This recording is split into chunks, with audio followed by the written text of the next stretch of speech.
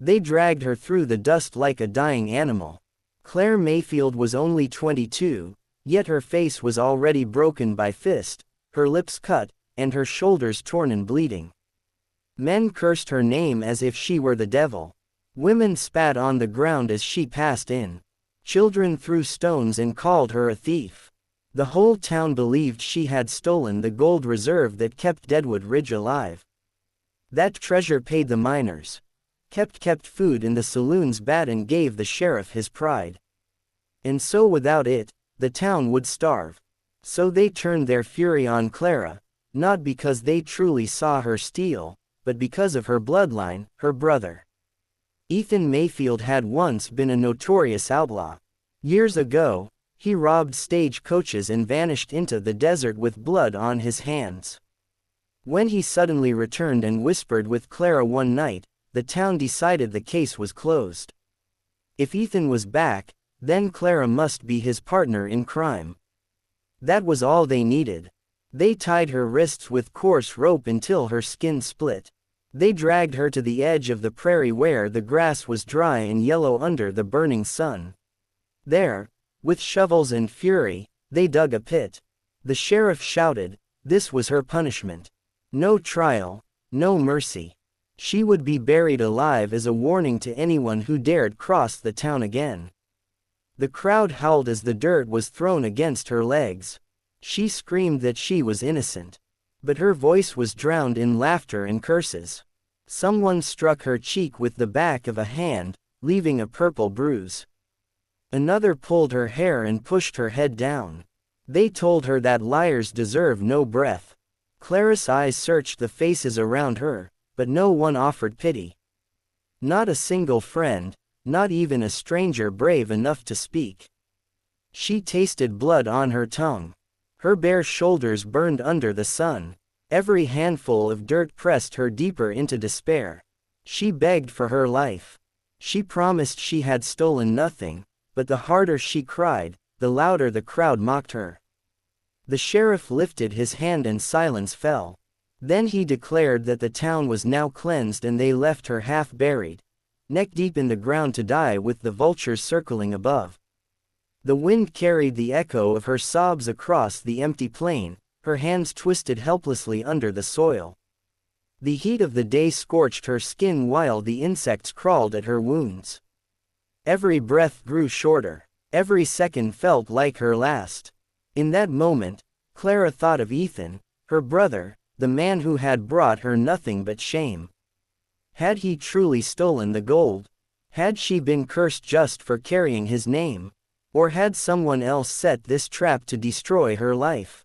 The people of Deadwood Ridge were convinced she was guilty.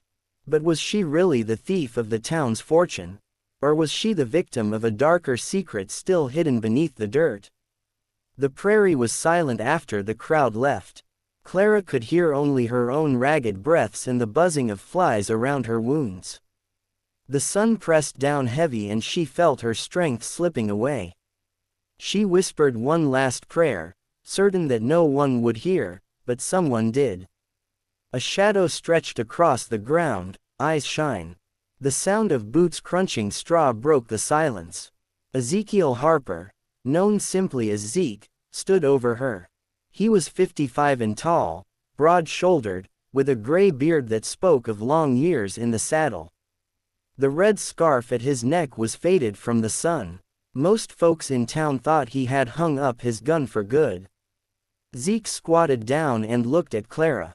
Her eyes were swollen, her cheeks streaked with blood and dirt. Still, he saw something honest in those eyes. Not the wild stare of a thief, but the quiet desperation of someone cornered by lies. He muttered to himself, shaking his head, "Damn fools." Then he started digging with his bare hands. The dirt was packed hard, but he clawed at it until his nails cracked. Clara gasped when her chest was freed enough for full breath. Her tears mixed with the soil. She whispered, "I did not steal anything." Zeke grunted, "I figured as much." He worked until her arms slipped free. Finally, he pulled her out of the hole and laid her down on the dry grass. She trembled, too weak to sit, and he poured water from his canteen over her lips. Clara coughed, then looked at him with wide eyes. They all think I took it, but I swear to you, I never touched that gold. Her voice cracked. It was my brother they feared. He came back. People saw him with me. That is why they think I'm guilty. Zeke sat back on his heels. He had lived long enough to know how townsfolk judged. They needed a name to blame, and Claire was the easy choice. Still, something in her tone convinced him. It was the same gut feeling that had kept him alive through gunfights and ambushes. He nodded slowly. Girl, if you are lying, I will know soon enough, but if you're telling the truth, then somebody in this town is hiding more than just gold. Clara clutched his arm. Will you help me, please? Zeke looked out toward the distant rooftops of Deadwood Ridge. The sun was sinking low, painting the horizon red. He knew walking back into that town with her at his side would stir up more trouble than he cared for. But something inside him, maybe the old gunslinger pride, refused to let the girl die for a crime she did not commit. He helped her to her feet. Come on. If we are going to clear your name, we better start now. But what Zeke did not know yet was that the man they were about to face had more power than either of them imagined, and someone else was already waiting in the shadows. Clara leaned heavy on Zeke as they walked back toward Deadwood Ridge. Her legs shook with every step, and her face still carried the dirt and bruises from the pit. When they reached the edge of town, people stopped what they were doing. Eyes widened, mouths dropped open. No one believed she could still be alive. Zeke kept one hand on his revolver. The townsfolk parted like water, whispering, pointing, daring each other to speak. Clara held her head low, but her voice came out steady. I stole nothing. The sheriff stormed forward, red-faced and sweating. She was judged. Her punishment was carried out. You had no right to dig her up, Harper.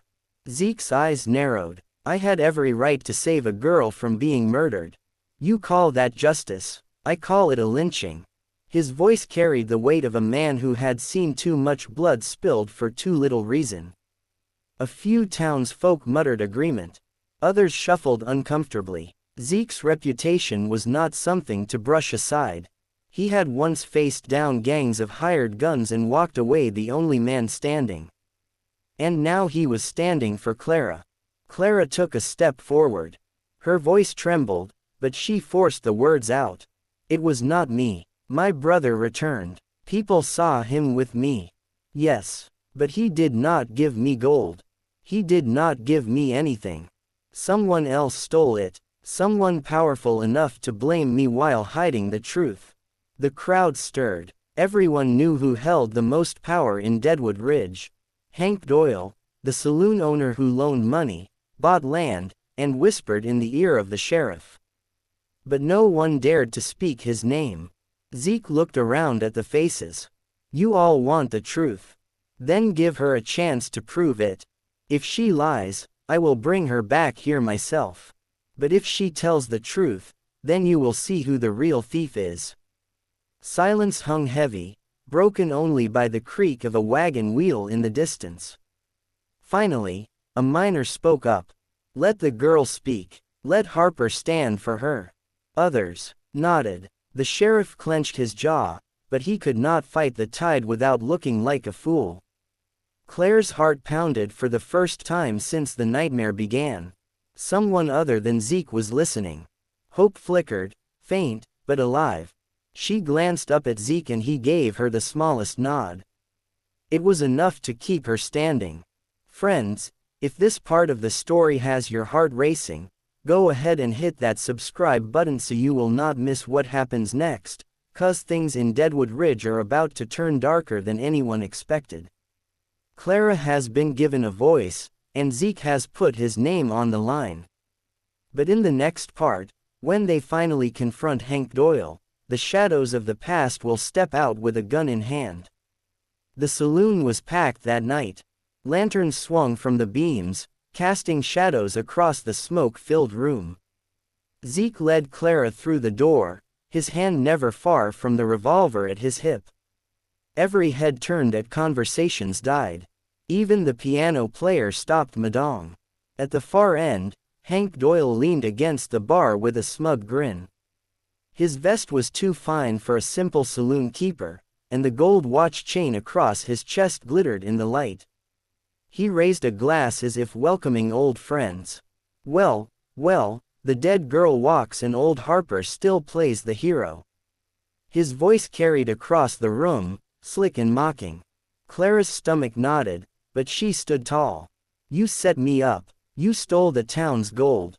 You put the blame on me because of my brother. The room erupted with murmurs. Some men nodded. Others shook their heads. Hank's grin never wavered. Pretty words from a thief's sister. You expect anyone to believe you? Zeke stepped forward. She is telling the truth. I have seen liars before and this girl is not one. You had motive, Doyle. You had access, and you had the most to gain when the gold vanished. The sheriff shifted uncomfortably near the door, but said nothing. It was no secret that Hank lined his pockets with bribes. Still, no one dared to stand openly against him. Hank's smile faded, his eyes cold as stone. You got no proof, Harper. Nothing but the word of a beaten girl and an old gunfighter past his prime. He tapped his glass on the bar. This town belongs to me, and anyone who says otherwise ends up in the ground. Just then, the doors swung wide with a bang. A tall figure stepped in, his hat low, his coat dusty from the trail. The room went silent again. Claire's breath caught. It was Ethan Mayfield, her brother. He strode across the floor, eyes locked on Hank. Without a word, he drew his revolver. One shot cracked like thunder. Hank staggered, eyes wide with shock. Then collapsed to the floor. Blood spreading across the wood. Gasps filled the room. Ethan turned, his voice rough. I ain't no saint, but she is innocent. Doyle framed her, and you all followed like sheep. His eyes met Clara's for just a moment, softening. Then he shoved the gun back into his holster and walked out into the night, disappearing before anyone could move. The saloon erupted in chaos. Some shouted for justice, others for order. But one truth burned brighter than the lanterns overhead. If Hank Doyle had been willing to frame Clara, then where had he hidden the missing gold? And when that secret finally came to light, it would change everything for Clara, for Zeke, and for the entire town of Deadwood Ridge.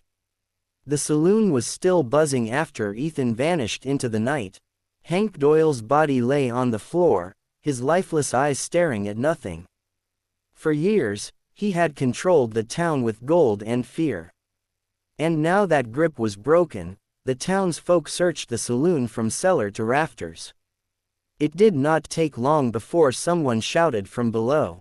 In the dark cellar, behind stacked barrels lay sacks of gold, dust, and coins.